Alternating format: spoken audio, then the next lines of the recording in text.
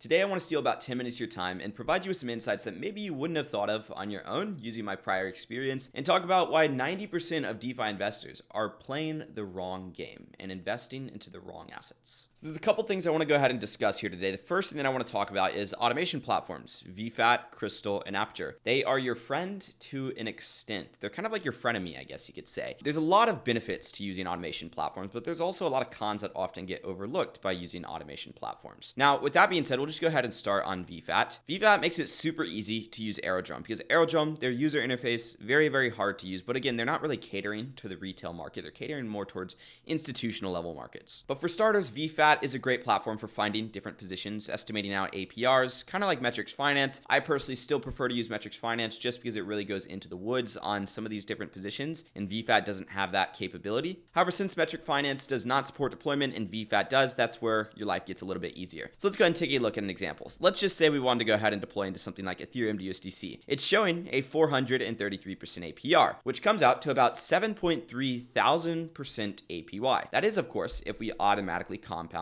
and of course, we are always staying in range. With that being said, if we sit on this screen for long enough, this APR will instantly refresh to something else. This APR is constantly changing because it's factoring in only very recent data. And I say only because that's all it's factoring in. Whereas if we were to come over to Metrics Finance and type in, let's just say Ethereum and USDC, and then hit simulate, this is going to be doing a substantially different APR. And the reason why is because when we look at this pool, and let's just say we start to adjust our range right over here, maybe we have a top price like $4,400 or something like that, and we have a bottom price like 3,600. Hey, we could even go a lot tighter than that on our range. Do 4,300. We're getting 118% APR, which, keep in mind, that's pretty damn good. But at the same exact time, it's not 430%. That's a huge discrepancy right there. Now, the other thing I want to discuss is this liquidity, right? This 118% APR is based on the current price. Right on the current price is about $5.5 million of liquidity. Right to the right, there's 2.9 million. Right to the right of that, there's 2.2.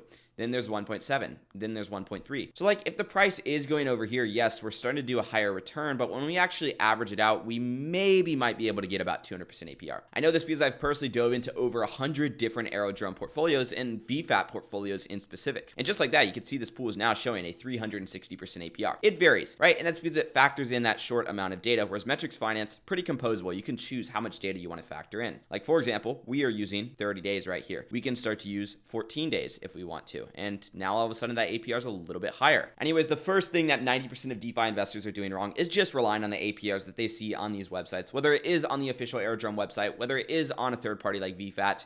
You need to make sure that you're consulting multiple parties and of course understanding how these calculations are made, which is where Metrics Finance comes into play. Consult what you see there, obviously, and then also look at Metrics Finance, understand how Metrics Finance calculates these potential returns, and make a decision from there. I will say I've tried out multiple tools out there, and I finally got so annoyed by seeing these inaccurate and kind of deceptive APYs to the point where I literally made my own tool, and that is Metrics Finance. And again, I am not throwing shots at VFAT. There's also other tools like Crystal and Aperture that do the same exact thing, right? It's just kind of the name of the game in DeFi. Anyways, if we wanted to deploy into Ethereum to USDC, we can go ahead and deploy directly into it if we wanted to. Now, there's something called automated rebalancing and automate your rewards. Automate your rewards, you can either choose to compound it. That just throws your rewards right back into the pool. You can choose to automatically harvest them, which will automatically collect the rewards. And if you want to, you can collect them into a specific asset of your choice. Very cool stuff. And if you're in super volatile pools, maybe you want to flick on something like auto harvest. This would be your friend in this case scenario. Now, with that being said, there are fees associated with all these actions. I believe it's like 1.2% for harvest and 1.8% for compounding. There's also automated rebalancing, which I believe is 0.1% of the overall position size. But if you have automated rebalancing on, it's not just about the fees, it's about the slippage, because you have to execute trades in order to get into specific assets. Like if we wanted to deploy right into this Ethereum to USDC, if we were to type in, say, 10 Ethereum, we have 38,000 of Ethereum that we have to put in this pool and 25,000 of USDC. That's kind of like the asset ratio that we have to have going in this pool. And whenever the prices adjust, basically that asset ratio also adjusts. So that's where we'd execute a rebalance. Like if we're about to go out of range, we're going to stop earning fees. So then we would want to rebalance, or in other words, exit our position, get into a new position with a new range. So that way we can start collecting fees again. Well, it has to execute a swap and a trade to do that. And when it does execute that swap and trade, there's oftentimes a lot of slippage. So much to the point point where VFAT doesn't even recommend it for over $2,000 of position size, basically, which I want to say is going to be a lot of us over here. And additionally, with any automation platform out there, you can rebalance yourself to the point where you have $0 left in your position. Because if the price is just constantly going down and constantly adjusting and you have too tight of a range, it's constantly locking in divergence loss to the point where all of a sudden you got no money left in your position. Yes, divergence loss is important, and divergence loss essentially happens whenever the price deviates from one another. Like if we're providing Ethereum to USDC and Ethereum's going up a ton and obviously USDC is staying the same, well then guess what? That's divergence between the two prices right there. If it's going down, once again, divergence. Or if we were to play like another game and provide liquidity for something like, let's just say Ethereum to CBBTC basically, and Ethereum goes up and all of a sudden Bitcoin stays the same or something along those lines, the price diverges from each other, that creates divergence loss as well. So again, if you are using VFAT, it's a great tool. I would personally use the manual rebalances if you want to use it to make your life easier, and maybe you do auto harvest or auto compound. That's less of my worries. The worry here is obviously rebalancing your position with automations, and then of course it getting completely killed by those automations because there's high volatility in the market and you thought that you only needed a -1 +1% range. A lot of this is just greed because APR is at 368%. People are like, oh, I make 1% a day, but then when you look after the divergence loss, it's like they're making -1% per day because their position's actually losing money. Big no-no right there. And again, this same exact thing can happen over here on Crystal. Crystal has an automated liquidity manager, and Aperture does the same exact thing. They have automated liquidity managers. So I'm not saying don't use these. I'm saying use these in a strategic manner. And the strategic manner of using them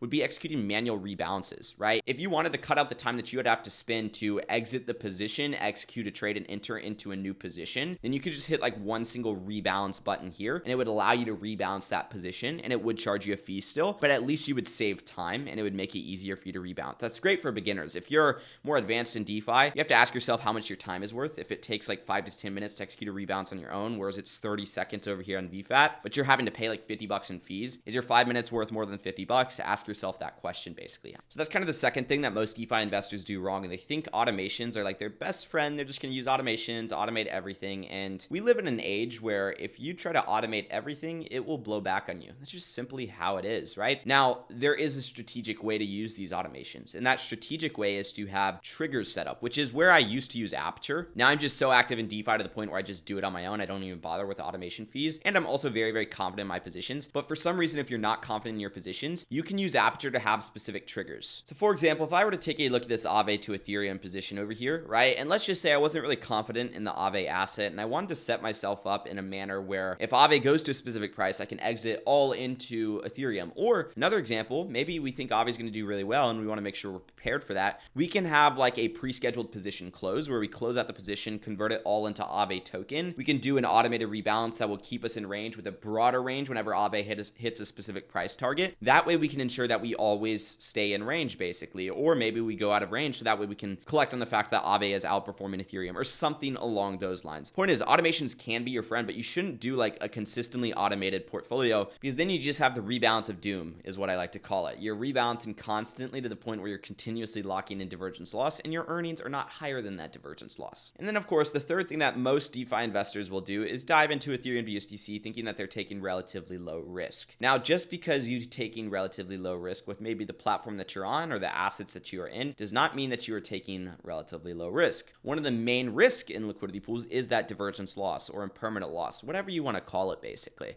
right? Point is, if I go stick 10,000 bucks in Ethereum USDC because I'm bullish on crypto, I think Ethereum's going to do great this bull run. And I go in here all willy-nilly and I select my range. Let's just say I choose 3,500 as my min price and, you know, we choose roughly 4,500 as our max price basically, right? Pretty solid range, doing 75% APR. Not bad whatsoever. I'm happy, right? But the thing is, I'm not going to be too happy when Ethereum does go to $4,500 and I have $10,461. Yet if I just held my money in Ethereum and USDC, I'd have $10,966. It's a $500 difference right there. And guess what? Ethereum's only up 16%. And in order to outweigh that divergence loss and just break even with it, we need 24 days of this 75% APR. And that's just to break even. If we want to make any marginal profits, we need like 48 days to actually make it worth our time, basically. I want you to ask yourself, can Ethereum go up more than 16% in the time span of 48 days? Hell yeah, it can, right? It went up like 10% in the day the other day, basically. I think there's actually a day where it went up 15% or something along those lines. And that's not even to mention, if we were to stick this 10,000 $100,000 bucks into Ethereum right now at a price of 38.74, we'd get 2.58 Ethereum. And then if we multiply that by 4,500 bucks,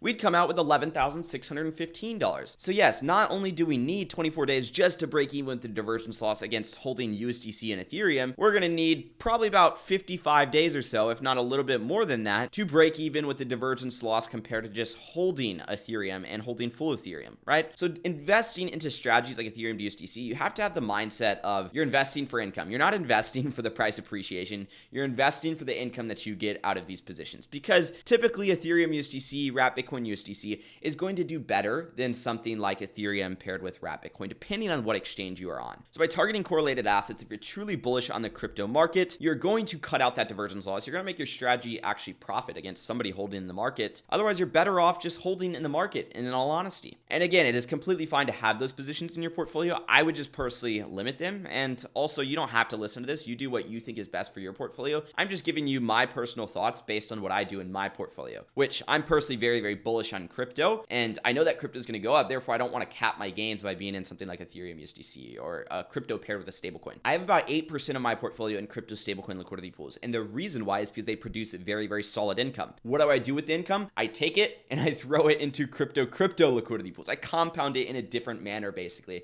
so I can build up the other aspect of my portfolio. I use it as a tool and a resource to build up my entire portfolio. So yeah, that's what most DeFi investors are doing wrong. Once again, if you guys have questions, feel free to leave them down below in the comment section. I'm happy to jump in there and answer any questions that you guys may have. Additionally, I hope you guys enjoyed this video to the point where you learned something new. So make sure to drop a like and subscribe, and make sure to flick on those notifications so that way you guys get notified when I have future videos. I'll see you guys in the next video, and peace out.